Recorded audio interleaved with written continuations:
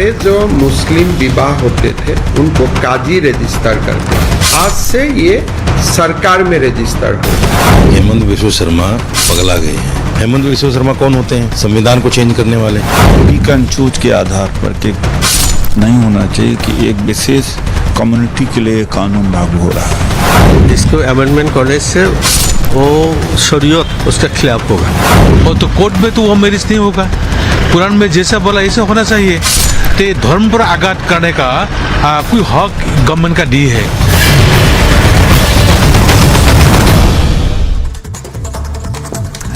नमस्कार, आपके साथ मैं हूं सुजाता कुकरेती। आप देख रहे हैं अपना फेवरेट शो महाभारत। और महाभारत में आज कह रहे हैं कि जब सरकार राजी तो क्या करेगा काजी।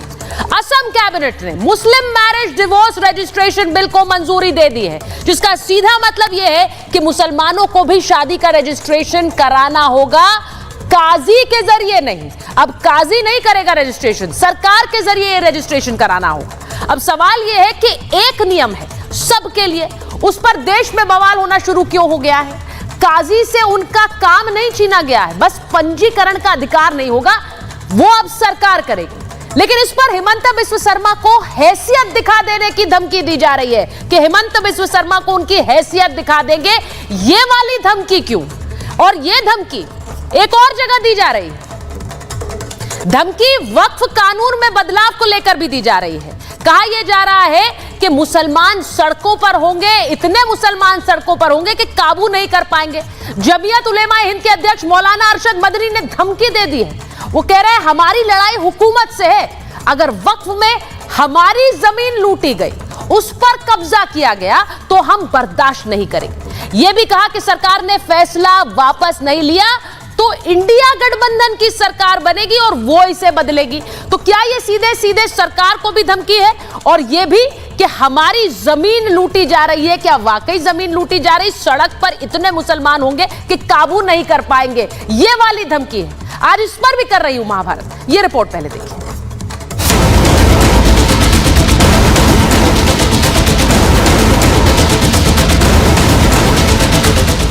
हिमंत सरकार ने बड़ा कदम उठाया है। असम में मुसलमानों के निकाह और तलाक को लेकर जल्दी बहुत कुछ बदलने वाला है। असम की हिमंत सरकार फुल एक्शन मोड में है।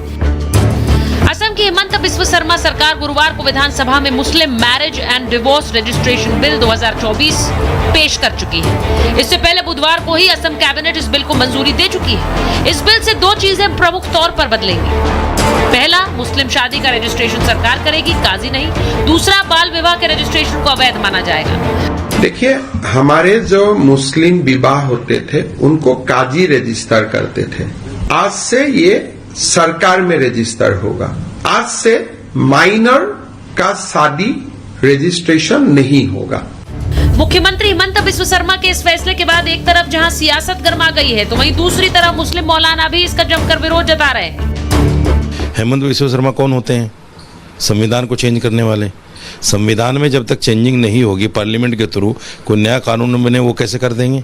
जो इस्लामी और शरई उसूल हैं उनको खत्म किया जाए और इसी बहाने मुसलमानों को परेशान हिरासा किया जाए। अगर ऐसा है तो सबके लिए होना चाहिए, लेकिन पिक एंड चूज के आधार पर कि नहीं होना चाहिए कि एक विशेष कम्युनिटी के लिए कानून लागू हो रहा है। देखिए, काजी जो काम कर सकता है ये मजिस्ट्रेट नहीं कर पाए, क्योंकि धर्मीय जो काम काज वो काजी कर सकता है। अब सवाल यह है कि क्या इन्हें इस बात का डर सता रहा है कि सरकार इसी के बहाने सूबे में कहीं यूसीसी तो नहीं लागू कर रही? जब तक आप नहीं बताओगे, ये बिला वजह की बातें करता रहेगा, कभी मदरसों के नाम पे, कभी मुसलमान की डेमोग्राफी के नाम पे, कभी इसके नाम पे, कभी यूसीसी के नाम पे। आप उठो, जागो और इसको बताओ कि मुसलमान जाग गया है। ये हिंदू मुस्लिम वाला बात नहीं है, इन लोगों का तो टेक्निक है, टैक्टिक्स है। शादी के पंजीकरण यानी रजिस्ट्रेशन में एक समान कानून सबके लिए किसी को उकसावे वाला कैसे हो सकता है? क्या ये एक कदम यूसीसी की तरफ है, इसीलिए सियासी दल बौखलाए हुए हैं? मौलाना मुसलमानों को जागने की बात क्यों कह रहे हैं? क्या असम सरकार के बहाने ये निशाना यूसीसी के खिलाफ है, नरेंद्र मोदी की सरकार के खिलाफ है?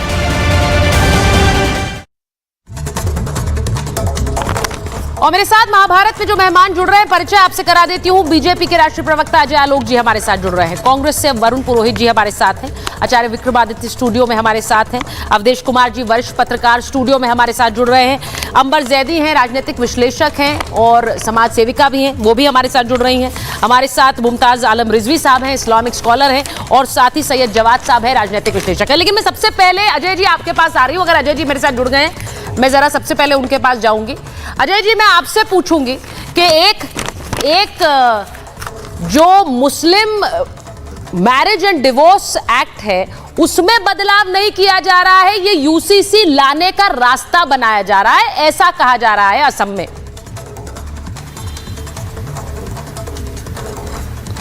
देखिए, ऐसा है, जो चीज हमारे संविधान में है, यहाँ पे तो सब लोग संविधान बचाने की बात करते हैं। सुचरिता जी, हम संविधान बचाने निकले, संविधान की प्रति लहरा लहरा के दिखाते हैं संसद में, संविधान दिखा के शपथ लेते हैं। तो जो चीज संविधान में है वो आया क्यों नहीं, प्रश्न तो ये होना चाहिए। वक्फ हमारे संविधान में 1951 में नहीं था, 1954 में इसका प्रावधान किया गया, लाया गया तुष्टीकरण की राजनीति के लिए। 64 में वक्फ बोर्ड बनाया गया तुष्टीकरण की राजनीति के लिए। 1995 में वक्फ को असीमित शक्तियां दे दी नरसिम्हा राव ने तुष्टीकरण की राजनीति के लिए कि जिस जमीन पे कपड़ा फेंक दो वो जमीन वक्फ की हो गई। गजब। और 2013 में तो सोने पे सुहागा कर दिया। इतना करेला पे नीम चढ़ा, मैं कहूंगा सोने पे सुहागा गलत वर्ड है।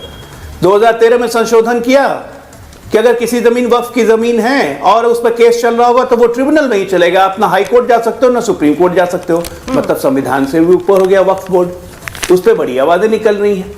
और यूसीसी तो हमारे संविधान के अंदर, जब से संविधान बना 1951 का, बाबा साहब का संविधान, यूसीसी तो तब से है, तो फिर यूसीसी पे क्यों मारपीट? अब संविधान नहीं बचाना है। वक्फ एक्ट ही पूरा का पूरा हमारे संविधान की मूल भावना का अनादर करता है।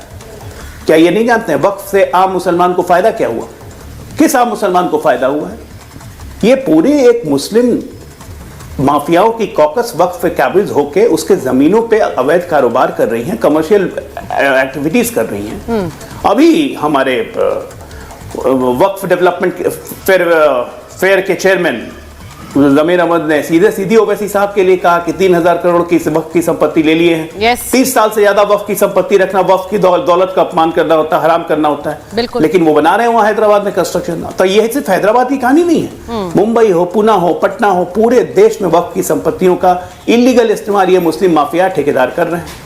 और आप इन पे अपील भी नहीं कर सकते हैं, सुप्रीम कोर्ट भी नहीं जा सकते हैं, आप हाई कोर्ट भी नहीं जा सकते। मतलब ये संविधान से ऊपर है, उस पर चर्चा नहीं करेंगे। उस पर जेपीसी बन रही है तो उस पर बात नहीं करेंगे। क्यों भाई? हमारा अधिकार छीना जा रहा है। कैसे अधिकार छीना जा रहा है? अगर वक्फ का मतलब आज तो दूसरी वाली धमकी की बात हो रही है अजय जी। आज तो ये कहा जा रहा है कि हमारी जमीन लूटी जा रही है, उस पर कब्जा किया जा रहा है, और इतनी बड़ी संख्या में सड़क पर उतर जाएंगे, इतनी बड़ी संख्या में सड़क पर उतर जाएंगे, हुकूमत को चैलेंज कर देंगे। ये जवाब कोई नहीं देगा। मैं उस पर भी आऊंगी, लेकिन पहले ये जो हिमंत बिस्व शर्मा ने कानून बदला है, बांग्लादेश नहीं है। एग्जैक्टली, लेकिन ये धमकी दी जा रही है। दुनिया में जीना बंद कर देंगे। दूसरी तरफ का पक्ष क्या है, जरा वो भी मैं जानूंगी। आपने जो बात कही, यहां पर जो एक बार बार ये कहा जा रहा है कि वहां काजी का काम नहीं खत्म किया गया अंबर, वहां पे कहा गया कि एक पंजीकरण है, एक रजिस्ट्रेशन है जो अब सरकार कराए। तो इस पर के बार बार कहा जा रहा है ये तो यूसीसी का रास्ता है, ये यहां पर हर चीज में मुसलमानों पर दबाव बनाने की कोशिश है। मुझे एक बात बताइए, रजिस्ट्रेशन तो हर किसी को कराना पड़ता है, मैरिज रजिस्ट्रेशन। तो अगर मैरिज रजिस्ट्रेशन करा रही है सरकार के द्वारा, तो उसमें गलती क्या है? देखिए सुचरिता, जो काजी निकाह पढ़ाते हैं और उन्हीं के पास जितने भी निकाह होते हैं उनका ब्यौरा उनके पास होता है। जो भी निकाह नामे का एक निकाह नामा होता है, वो अगर किसी को पुराना निकलवाना है, अपने निकाह की शादी की डिटेल निकलवानी, तो उन्हीं के पास होती है। अदरवाइज मुसलमान जो शादीशुदा कपल होते हैं उनका उसके अलावा कोई रजिस्ट्रेशन नहीं होता। लेकिन बहुत सारे ऐसे कपल्स हैं जो रजिस्ट्रेशन प्रेफर करते हैं। मैं पिछले साल का आपको एक दक्षिण भारत का एक केस आपको याद दिलाती हूँ। जो एक बुजुर्ग दंपति थे, उनकी लड़कियां थी और अपनी लड़कियों को प्रॉपर्टी इनहेरिट करने के लिए उन्होंने अपनी शादी को 30 साल से भी ज्यादा बाद उसको रजिस्टर करवाया था, क्योंकि वो चाहते थे कि उनकी जितनी भी जायदाद है सारी प्रॉपर्टी उनकी बच्चियों को मिले। तो इस तरह की मैरिज रजिस्टर्ड ना होने की वजह से जो मुसलमान महिलाओं को खासतौर से जो दिक्कतों का सामना करना पड़ता है, चाहे रजिस्ट्रेशन ना होने की वजह से 4 शादी उनका पति कर लेता है, बिना तलाक दिए उनको घर से बाहर निकाल देता है, गुजारा भत्ता, बच्चों का खर्चा, जिम्मेदारी, कई सारी ऐसी दिक्कतें, परेशानियां, सुचारिता जिसके वजह से मुसलमान लड़कियों को, महिलाओं को सामना करना पड़ता है। यूसीसी की दिशा में ये एक अहम कदम है, मैं इसको मानती हूँ और ये बहुत जरूरी है, ये बहुत जरूरी है मुसलमान और हर एक महिला के फ्यूचर को सुरक्षित। अब आपने कहा ये बहुत जरूरी है, मैं एक बार आचार्य जी आपके पास आ रही हूँ कि बहुत सी जो हिंदू शादियां होती हैं वहां पर भी अब आज के समय में शादी का रजिस्ट्रेशन कराया जा रहा है। शादी भले ही हिंदू रीति रिवाज से होती है लेकिन शादी का रजिस्ट्रेशन है। अब हिमंत बिस्वा शर्मा कह रहे हैं कि भाई नाबालिग बच्चियों की भी शादी का रजिस्ट्रेशन हो जाता है जब काजी कर देते हैं। वो कह रहे हैं अब सरकारी होगा और नाबालिगों की नहीं होगी। अब मैं आपसे पूछ रही हूँ, एक ही चीज है, वो आप भी फॉलो करेंगे, वो मुमताज जी भी फॉलो करेंगे? देखिए, शादी के रजिस्ट्रेशन में दिक्कत क्या है? मुझे बताइए ना। हिंदुओं ने तो यहाँ तक स्वीकार कर लिया, हमारे शादी 7 जन्म का माना जाता था, उसके बाद भी उसमें डाइवोर्स लाया तो हमने स्वीकार किया। मॉडिफिकेशन आवश्यकता है, बिल्कुल ठीक है, लेकिन आज जिस प्रकार की व्यवस्था बनाई जा रही है, मतलब एक सरकार का विद्रोह करना है कि नहीं रजिस्ट्रेशन नहीं कराएंगे। अरे हज जाते हो, वहां के लिए भी रजिस्ट्रेशन कराना पड़ता है, बिना रजिस्ट्रेशन कराए हज की यात्रा नहीं की जा सकती। रजिस्ट्रेशन कराने में दिक्कत क्या है भाई? जो आप घर घर में जिस प्रकार से व्यवस्था दुर्व्यवस्था बनाने की बात कर रहे हो, काजी का काम कहाँ रुका है? एक पुरानी कहावत है, मियां बीबी राजी तो क्या करेगा काजी। तो मुझे बताइए ना, किस लिए काजी साहब को बीच में इन्वॉल्व? शादी कराएं, बिल्कुल कराएं शादी, जिस प्रकार से आपको कागज देने हैं, दस्तावेज। वो कहावत बदल गई ना, अब सरकार राजी तो क्या करेगा काजी, वो वाली कहावत हो गई है। तो इसीलिए मुमताज जी आपको इससे आपत्ति है? नहीं, बिल्कुल कोई आपत्ति नहीं है। और जहां रजिस्ट्रेशन लोग करवाना चाहते हैं, इसलिए पूछ रही हूँ, मैं उसमें ऐड कर दूं बस, उसमें इसलिए पूछ रही हूँ कि कई मौलाना ऐसी बात कह रहे हैं कि भाई ये लोग सिर्फ मुसलमानों को परेशान करने के लिए लाते हैं, इनको इनकी हैसियत दिखानी पड़ेगी। 2 चीजें हिमंत बिस्वा शर्मा के लिए 2 चीजें, एक रजिस्ट्रेशन, फिर दूसरा ये माहौल बनाना कि ये दरअसल हम जो यूसीसी ला रहे हैं उसका एक पहला एक स्टेप है। क्या है ये? नहीं, ये स्टेप या हम तो कह रहे हैं कि ये आसाम और ये उत्तराखंड ये सब ड्रामा क्यों हो रहा है? सेंट्रल गवर्नमेंट क्यों नहीं ला रही यूसीसी? वो ले आए यूसीसी, लेकिन नहीं, कब लाएंगे? 10 साल तो हो गई, अब तो मजबूत सरकार भी नहीं है। 10 सरकार हो गई, 10 साल हो गए जब रजिस्ट्रेशन में नहीं, कोई दिक्कत नहीं है, ये आप बना रहे हो। नहीं, दिक्कत नहीं है, दिक्कत। एक सेकंड, रशीदी जो बोल रहे हैं गलत बोल रहे हैं। रशीदी जो बलवा करने की बात कर रहे हैं कि रोड रजिस्ट्रेशन, मैं आपको एक चीज और बता, दिक्कत क्या है भाई साहब? मैं आपको बता रहा हूँ, कोई दिक्कत नहीं है।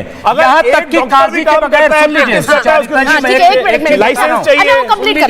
बता रहा हूँ सुचारिता जी, अगर काजी निकाह न पढ़ाए ना तब भी निकाह हो जाएगा। जा करके लड़की लड़का अगर रजिस्ट्रेशन करा लेते हो शादी मानी जाएगी। तो ये इस्लाम के हिसाब से जायज है, इसलिए कहीं कोई प्रॉब्लम नहीं। प्रॉब्लम ये है कि जब राजनीति उस पर की जाती है, सरकार तो राजनीति कर रही है ना, सरकार जायज है कि रजिस्ट्रेशन गवर्नमेंट जायज है, नाजायज कहां से? तो फिर उसमें फिर जब हम ये मानते हैं कि शादी जो उन्होंने सवाल उठाया कि बलवा करने वाली बात कहां से आती है कि इनको इनकी हैसियत दिखा देते हैं। नहीं, जिस तरीके से एक के बाद एक टारगेट करके चीजें की जाती हैं, तब मुझे करिए ना, कर दीजिए एक साथ कर। एक साथ करने वाली बात पर आ रही हूँ। एक बार आजा जी एक बार एक जल्दी से जवाब दे दीजिए। मुसलमान मत खेलिए, मुसलमान मत खेलिए। अजय जी एक सेकंड, मुसलमान मत कीजिए। आप उत्तराखंड में करते हैं, उसके बाद आप असम में करते हैं, एक साथ करिए ना। फिर ये क्यों कर रहे हैं आप दिखावा? यूसीसी लाना है तो एक साथ लाइए, वो कह रहे हैं ड्रामा। अजय जी जवाब दें। देखिए, ऐसा है कि यूसीसी लाना या नहीं लाना, यूसीसी संविधान में है। मैंने ओपनिंग स्टेटमेंट में कहा, सुना नहीं ना, बाबा साहब के संविधान में 1951 से यूसीसी है, अब लागू करने की बात है। एक देश एक विधान एक संविधान चलेगा। इसी देश में 70 साल ने देखा है कि एक देश और 2 विधान चला, 2 झंडे चले, वो सब हमने खत्म किया।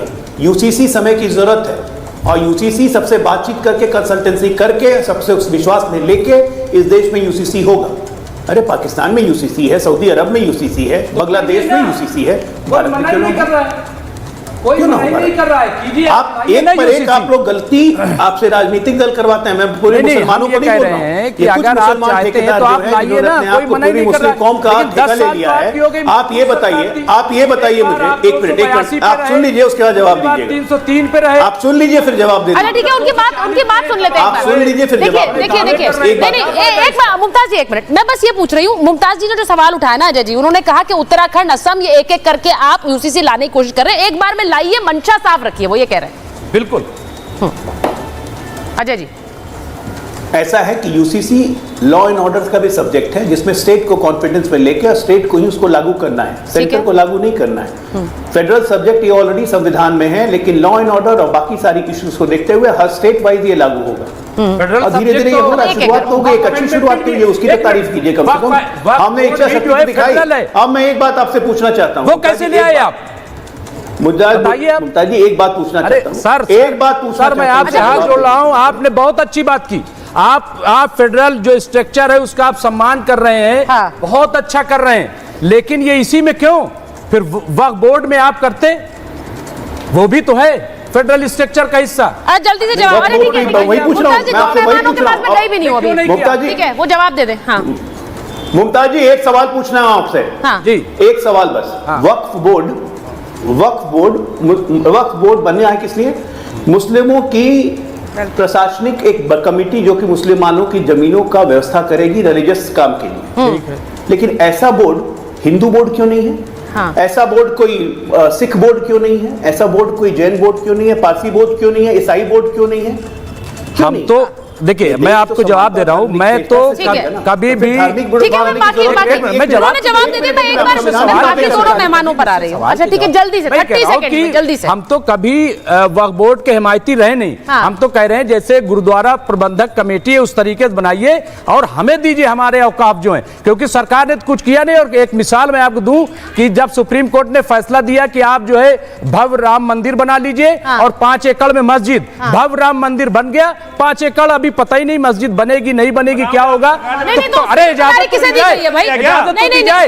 यही हाल पूरे औकाफ का है। नहीं, सरकार कहाँ दे रही है? सरकार दूसरा मामला ला रहे हैं। सरकार नहीं, मैं कह रहा हूँ, मैं नियत बता रहा हूँ सुचारिता जी, नियत बता रहा हूँ मैं। नियत में भरोसा नहीं है। ठीक है, एक मिनट। अच्छा ठीक है, एक सेकंड आचार्य जी, मैं आ रही हूँ, क्योंकि राम मंदिर और मस्जिद की बात होती है वो बार बार, और ये कह रहे हैं इजाजत नहीं दी गई, पता नहीं किसने इजाजत नहीं दी है। मंदिर की मस्जिद के लिए जमीन भी अलॉट की गई है, मस्जिद का वो कह रहे हैं कि ये नियत पर सवाल है, नियत जो है वो खराब है। ये हर काम ऐसे कर रहे हैं जैसे जिससे कि मुसलमानों को टारगेट करके एक तुष्टीकरण हो, हिंदू तुष्टीकरण। नहीं, देखो भारत में अगर 20-22 करोड़ मुसलमान है, कोई भी सरकार अगर टारगेट करेगी तो उस स्वीकार नहीं किया जाएगा। वो तो 20 लाख भी कोई कम्युनिटी है, हाँ। उसको उसके संपूर्ण अधिकार के साथ जीवन मिलना बिल्कुल। चाहिए। लेकिन सवाल प्रश्न ये होता है कि क्या अगर जो चीजें मजहब से जुड़ी नहीं है और राइट टू इक्वलिटी में आता है, इक्वलिटी बिफोर लॉ है, कॉन्स्टिट्यूशन की इक्वलिटी है, और इस देश को विश्व का महाशक्ति बनाना है, तो जो भी सामाजिक पिछड़ापन किसी में है, सरकार के स्तर पर उसको अगर दूर करने की कोशिश होती है तो उसको मजहब से कैसे जोड़ा जाता है? पहली बात। दूसरी बात कि मैंने हेमंत विश्व शर्मा के बयान में कहीं नहीं सुना है कि वो कह रहे हैं कि हम ये कदम कॉमन सिविल कोड की दृष्टि से उठा रहे हैं। मैंने नहीं सुना है। हाँ। ये चर्चा चल रही है। काजी साहब निकाह कराएंगे उसमें रोक नहीं है, काजी साहब अपने यहाँ भी रजिस्ट्रेशन करें उसमें भी रोक नहीं है, लेकिन एक सरकार के डाटा में रजिस्ट्रेशन हो कि भाई हमारे सामने कितने कपल शादीशुदा है, किनकी क्या स्थिति है, वो एक आवश्यक पार्ट किसी राज्य के लिए होता है। तो ये ऐसा विषय था ही नहीं जिसको विवाद बना दिया। लेकिन अगर आप सड़क पर बलवा करेंगे, जैसे वहां तो इसलिए नहीं बना रहे हैं ना कि लोगों ने कहा कि आज न कल फिर कोई मीर बाकी आएगा और उसको तोड़ेगा, मस्जिद वहीं बनाएंगे, तो वो तो जिद है नहीं बनाने की, जमीन तो मिल चुकी है। तो अरे नहीं, क्या सुनिए मुमताज बीच में मत बोलिए, मैं भी बोल सकता हूं। ये बयान रहा है इस देश में, तो इस बयान के दृष्टि से जो लोग इस समय मुस्लिम समाज के कुछ लोग मजहबी रूप से लीड का, आम मुसलमान ऐसा नहीं है, वहां रजिस्ट्रेशन कराने भी जाएंगे, मैं बता रहा हूँ। ये उन्होंने कहा कि अभी भी इसके परमिशन है। उनका क्या है, उनका कहीं पे निगाह है, कहीं पे वो कह रहे हैं कि तो मुसलमानों को टारगेट करना है। अरे भाई बीच में क्यों बोलते हैं? आप पढ़े लिखे आदमी हो, आपके बीच में बोला नहीं। ऐसे मैं डिबेट नहीं करता हूं ना, ऐसे डिबेट थोड़े होता है। आप लोग जो आदत बने, मैं बोलता ही नहीं हूं बीच में। ये कह रहे हैं कि ये हमको कोई दिक्कत नहीं, लेकिन मुसलमानों को टारगेट किया जा रहा है। तो इसमें अब समस्या तो वही आ रही है ना कि अगर सही है तो मुसलमान कैसे टारगेट हो गया, अब मुसलमान टारगेट हो रहा है तो सही कैसे है। जो दूसरी बात है, आप देखो इस देश में अवधेश जी, आपने एक बात बोली, आपने कहा कि इससे हिमंता बिस्वा शर्मा ने कोई ऐसा बयान नहीं दिया जिसमें वो यूसीसी की बात कर रहे हैं, लेकिन दूसरा पक्ष ये है कि समानता वाला कानून ही है यूसीसी। यूसीसी कहता है कि भाई अलग अलग धर्मों के हिसाब से कानून ना हो, एक कानून हो, एक सिविल कोड हो। और इसीलिए शायद ये जो कानून है, ये अगर सिविल कोड की तरफ आगे बढ़ भी रहा है तो उसमें दिक्कत क्या है जवाद साहब? नहीं, देखिए, भारतीय जनता पार्टी की हैं 3 बीमारी, झूठ, नफरत और बेईमानी। अब देखिए कितना बड़ा बड़ा आलोक जी भी टीवी के ऊपर झूठ बोल रहे थे, आपने उनको रोका नहीं। उन्होंने कहा वक्फ बोर्ड को लेकर के कि हाई कोर्ट और सुप्रीम कोर्ट नहीं जाया जा सकता है, तब के जाया जा सकता है। कितने ट्रिब्यूनल बने हुए हैं, और जो ट्रिब्यूनल जो बने हुए हैं इस देश के अंदर 30 से अधिक है, तो उसके अंदर लोग कौन बैठते हैं? जो सर्वेयर होते हैं वो कौन बैठते हैं? जो वक्फ बोर्ड के चेयरमैन होते हैं वो तो सरकार का ही माउथपीस होते हैं। उसकी जो पूरी चीजें बनी होती हैं वो कौन बनाता है? वो सरकार, स्टेट सरकार और केंद्र सरकार मिलकर के बहुत सी चीजें होती हैं वो डिसाइड करते हैं। तो लगातार झूठ बोलने की बीमारी, फिर उसके बिहाफ पे नफरत फैलाने। आप कह रहे हैं हिमंता बिस्वा शर्मा बहुत अच्छे सजे हुए बयान देते हैं, अभी तो उन्होंने पत्रकारों को लेकर के बयान दे दिया, पत्रकारों के बीच वो हिंदू और मुसलमान करने लगे।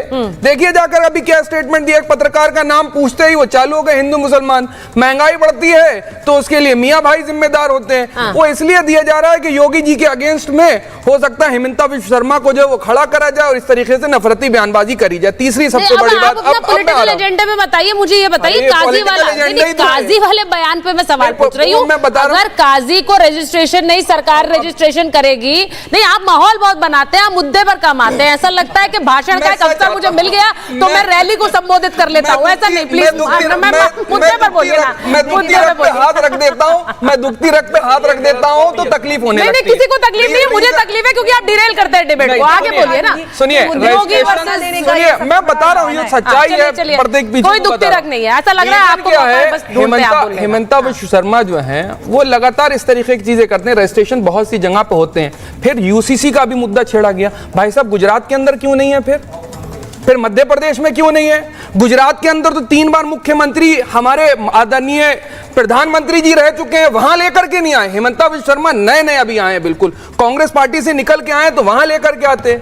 तो माननीय प्रधानमंत्री जी से कंसर्न हुआ नहीं हुआ, गृह मंत्री जी से हुआ या नहीं हुआ कंसर्न, वहां लेकर के आते। उत्तराखंड में लेकर के आए, लेकिन गुजरात में जहां उनकी 28 साल से सरकार है वहां नहीं लेकर के आए। उसके बाद मध्य प्रदेश में इतने सालों से सरकार है, वहां लेकर के नहीं आए। ये पूरा झूठ का और नफरत का जो पुलिंदा बना करके कोशिश करी जा रही है वो सिर्फ इसलिए है। सुचारता जी, अभी 240 पे रुके हैं, 300 से ऊपर थे, फिर अब 4 राज्य के चुनाव होने जा रहे हैं, सोच रहे हैं कुछ मसाला मिल जाए हिंदू मुसलमान करके, थोड़ी अपनी राजनीतिक रोटियां सीख जाएं, वो होने वाला नहीं। अभी 4 राज्यों में जो बड़ा कहा जाता था कि हाँ, वो हो नहीं रहा है, वो हो नहीं पा रहा है 10 साल से। और सुनिए आलोक जी आपके लिए है, बैसाखियों पे रेस के अंदर दौड़ा नहीं जाता है। आपकी सरकार अब बैसाखियों पे आई, एक बार जाकर के जवाब साहब आपके जो सहयोगी दल है उनको कंसर्न कर लीजिए। आलोक जी, बैसाखियों पे भागने की कोशिश। जवाब साहब, मैंने शुरुआत में आपके संबोधन में कहा कि आपको ऐसा लगता है एक मौका मिल गया मुझे भाषण देने का। आज मैं भाषण नहीं, आप बहुत लंबा समय ले लेते हैं और फिर आप रुकते नहीं है। मुद्दे पे बात करते हैं। मैंने आज जो काजी वाला मुद्दा उठाया है उस पर, क्योंकि बहुत से मौलाना आपत्ति जता रहे हैं। मेरा सिर्फ ये कहना है कि अगर हिंदुओं में भी शादी होती है तो ऐसा नहीं है कि किसी पंडित का काम छिन गया है, वो करेंगे, लेकिन रजिस्ट्रेशन सरकारी होगा, ये जरूरी है। और वो इसलिए भी जरूरी है क्योंकि बहुत सी कुरीतियों को रोकने के लिए है। तो अगर इसे इस तरह बताया जाए कि भाई मौलाना भड़क रहे हैं और ये कहा जा रहा है, यूसीसी लाने का एक रास्ता जरूर इसे कहा जा रहा है। लेकिन मैं एक बार वरुण जी के पास जल्दी से जाती हूँ। वरुण जी, आपके वहां असम में जो कांग्रेस के विधायक हैं वो तो खुलकर कह रहे हैं हम इसका विरोध करेंगे, हम सड़कों पर आएंगे। देखिए सुचारिता जी, हेमंता भी कांग्रेसी है, आप तो बात एग्जाम्पल भी दे रहे हो कांग्रेसी भी। अजय आलोक जी ने एक प्रश्न उठाया, हिंदुओं के ऐसे बोर्ड क्यों नहीं? भाई 10 साल से आपकी सरकार, 7 साल अटल जी की सरकार, आपने क्यों नहीं बना दिया? और अभी आपने पंडितों का बात करी, तो मुझे बताइए, हरिद्वार में, सोरोजी में, गया जी में पंडित सारे रिकॉर्ड बना के रखते हैं, उनको क्या सहायता करी मोदी जी ने 10 साल में?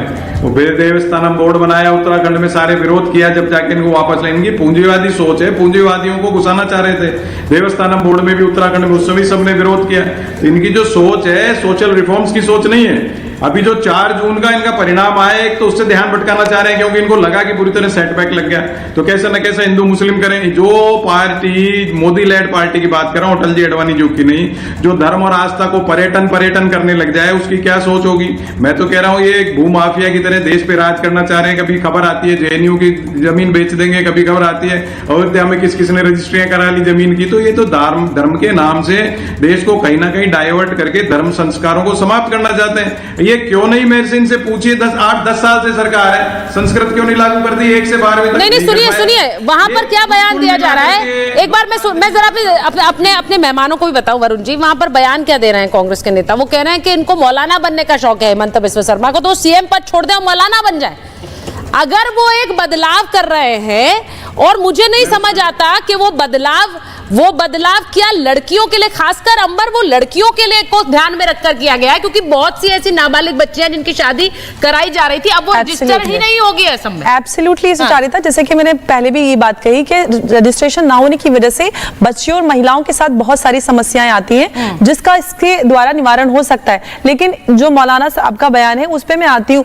इस बयान से आपको डर समझ में आ रहा है? उनको लग रहा है कि अगर रजिस्ट्रेशन सरकार करेगी, जो काजी के पास पूरी पावर होती थी कि जो शादी को नल एंड वॉइड, आपका निकाह जायज है नाजायज है, अब हलाला करना पड़ेगा, अब आपको ये करना पड़ेगा, वो पूरा जिससे उनको कमाई होती थी, जिससे उनके मजे आते थे, वो सब तो चला जाएगा। तो फिर सरकार, अरे बिल्कुल नहीं, हमें पता नहीं है, आपको पता है, हम 10 साल से काम कर रहे हैं और आप हमें बता रहे हैं कि हमें पता नहीं है, हमें पता नहीं है। हम काम करते हैं महिलाओं के बीच में, देश भर की महिलाओं की समस्या मैं सुनती हूँ, आप लोग नहीं सुनते हो। आप उन महिलाओं को कहते हो कि खरीदी हुई है, संघ की दलाल है, तो आप बोलिए ना, आपको महिलाओं के अधिकारों की चिंता क्यों नहीं होती? आपने ऐसे कैसे बोला? लेकिन मैं ये कह रहा हूं, तमीज से बात क्या कीजिए ना। कहा कि अगर कोई, बताइए इस बयान का क्या मतलब निकल रहा है? आप बताइए, काजी, अगर एक सीएम को काजी बनने का शौक है, आपको लग रहा है कि हेमंत बिस्वा शर्मा दूसरों के निकाह पढ़ाने जाएंगे?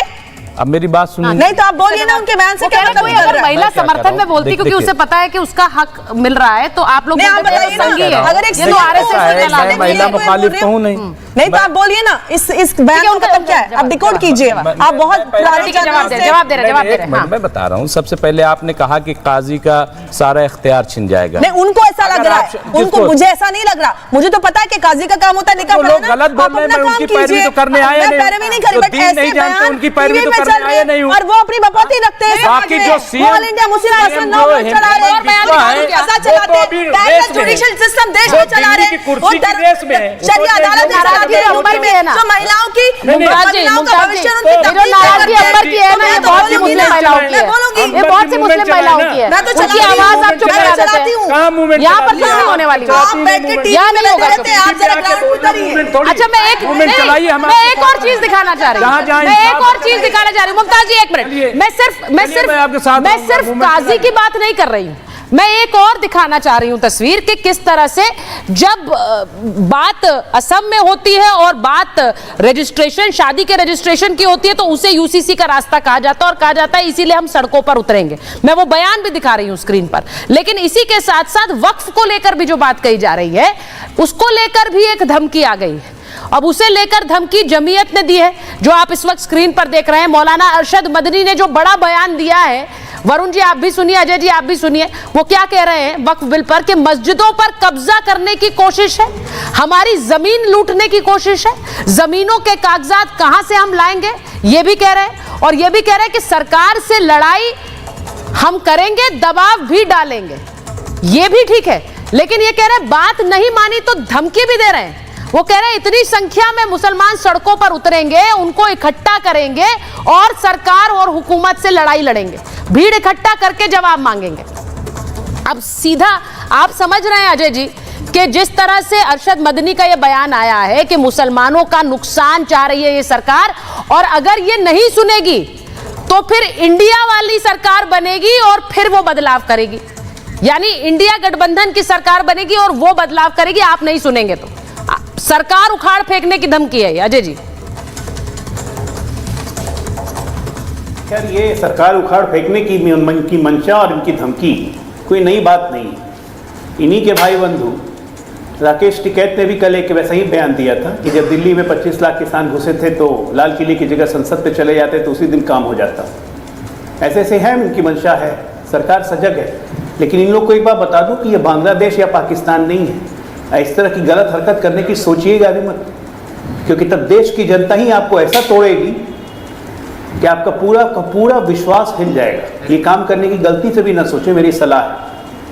अभी मुझे कहा गया कि अजय आलोक झूठ फैला रहे टीवी पे। क्या ये सही नहीं है कि वक्फ के बोर्ड में वक्फ जिस जमीन को अपना कह देगा आप उसके लिए कहीं मुकदमा नहीं कर सकते हैं? आपको अपील भी करना है तो वक्फ के बोर्ड में ट्रिब्यूनल में अपील कीजिए और ट्रिब्यूनल के फैसले को कोई रिव्यू नहीं कर सकता है। 65,972 मामले वक्फ के ट्रिब्यूनल में लंबित हैं। 4 लाख एकड़ से ऊपर जमीन पर आज मोदी जी कह रहे हैं 3 लोग नहीं बोलेंगे ना एक साथ। अब अगर जवाब साहब बोल रहे तो उन्हें बोलने दीजिए। जवाब साहब अजय जी को स्क्रीन पर लीजिए। हाँ एक मिनट, मदनी जी बोल रहे हैं कि हम कागजात कहां से लाएंगे अपनी संपत्तियों के, जब संपत्तियों के कागजात आपके पास नहीं है तो संपत्ति आपकी कैसे हो गई? इनकी तो इतनी हिम्मत थी कि सुप्रीम कोर्ट में पहुंचे, कहे कि ये ताजमहल की जमीन वक्त की भी नहीं लेने देंगे। तो कैसे सुप्रीम कोर्ट के जज ने पूछा? ये ऑन रिकॉर्ड है, ये ऑन रिकॉर्ड है। सुप्रीम कोर्ट के जज ने पूछा कैसे, तो शाहजहां की बेटी ने वक्फ को दे दिया था। किसी की मिल्कियत आप ये सोचिए, शाहजहां की बेटी ने दे दिया था तो सुप्रीम कोर्ट ने कहा कि शाहजहां के पेपर साइन करवाई की दिखाइए, नहीं देंगे सरकार। अरे ये बिल्कुल फर्जी है, ये मुसलमान माफिया लोग हैं, इनको आम मुसलमानों से कोई मतलब नहीं है। आम मुसलमान तो जमीन ही नहीं है ना। एक मिनट नहीं, ये संवैधानिक तरीका नहीं है जवाद साहब। ये धमकी वाला ले जाए, ये धमकी वाला ले जाए। नहीं, ये धमकी वाला ले जाइए। हम सड़कों पर उतरेंगे, हम इतनी संख्या में उतरेंगे और सरकार के खिलाफ उखाड़ फेंकेंगे। संवैधानिक तरीके से अपनी बात रखने का हक हमारा संविधान हमको देता है। ये संवैधानिक तरीका है, ये धमकी वाला तरीका संवैधानिक है क्या?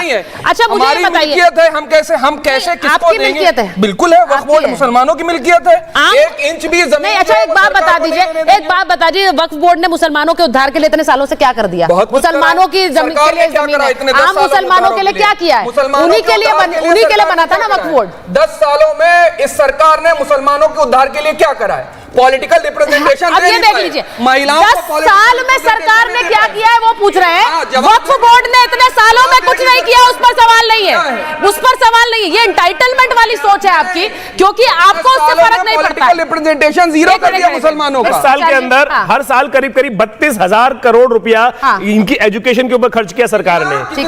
कोरोना 32,000 करोड़ रुपया, 32,000 करोड़ रुपया अगर नहीं पता है तो माइनॉरिटी कमीशन में जाकर वेबसाइट में देख लो, मैं डाटा दे 32,000 करोड़ रुपए का डाटा है। 32,000 करोड़ बाद में बोल दे रहा, आप डाटा ले रहा, मैंने डाटा देखा है, उसी का सरकारी बजट दे रहा हूँ। हर साल 32,000 मिला के 32,000 करोड़ रुपए दिया गया है, यानी माइनॉरिटी डेवलपमेंट के लिए। सुनिए, आटा दिया गया, चावल दिया गया, जो हर मिल रहा है, हर मुसलमान को मिला। कोरोना की वैक्सीन हर एक को मिली। अस्पताल की व्यवस्था जो 5 लाख का आयुष्मान कार्ड है, हर मुसलमान को भी लेने का उतना ही अधिकार है जितना इस देश के कोई आम नागरिक को है। कोई बात नहीं, रोड आपके लिए बनी, कोई मना नहीं किया गया कि रोड पे मुसलमान नहीं चलेगा। पानी की व्यवस्था हुई तो हर घर में पानी मिला, तो वो भी मुझे बताइए क्या दिक्कत है? उसके बाद भी एहसान फरामोशी यहाँ पर ये दिखाई दे रही है। किया क्या सरकार ने? अब सरकार से क्या चाहते हैं, क्या मिले आपको? एक मुझे लगता है कि एक हवा महल बना के दे दिया जाए, जिस प्रकार से पिछले 80 सालों में कौन सा हवा महल मिला आपको? चलते बताइए, 80 साल के अंदर इस 75 साल का रिकॉर्ड है, 60 साल के अंदर 60 साल में तो शायरी शुरू कर दूंगी। अरे वो एहसान कर रही क्या? अच्छा एक मिनट आचार्य जी देखिए, मुमताज जी देखिए, एक सीधी बात है। नहीं ये सब बातें नहीं, ये बातें तो नहीं, ये बातें तो अलग ही लेवल पर ले जा रही हैं इस डिबेट को। लेकिन मैं एक चीज कहूंगी कि वक्फ पर जो डिबेट है वो इसी बात से शुरू होती है, जो बात अजय जी ने कही कि किसी भी जमीन पर जाकर अपना हक जमा देना और कह देना ये जमीन वक्फ की हो गई, ये इस देश में कैसे चलेगा? ये इस देश में कैसे चलेगा? मैं आचार्य जी कहीं जाकर जमीन पर हाथ रख दे और कहीं यहाँ पर मंदिर है तो वो भी नहीं चलेगा ना, वो नहीं चलेगा ना। मैं तो यहाँ आचार्य जी खड़े में खुलकर बोल रही हूँ। एक मिनट सुन लीजिए, वो बिल्कुल नहीं चलेगा, उसके लिए अदालत है, कानून है। और आप देखिए दिल्ली में 123 प्रॉपर्टी हैं और 84 से लेकर अब तक मुकदमा चल रहा है। और ऐसा नहीं है कि ट्रिब्यूनल में है, ये मामला कहाँ कहा गया है? एक मिनट रुक जाइए, रुक जाइए। सही बताओ ना। नहीं, हम कह रहे हैं कि क्लेम कर देने से मिल गया, आपने दे दिया। आप हम बाबरी मस्जिद कह रहे थे, आपने दे दिया।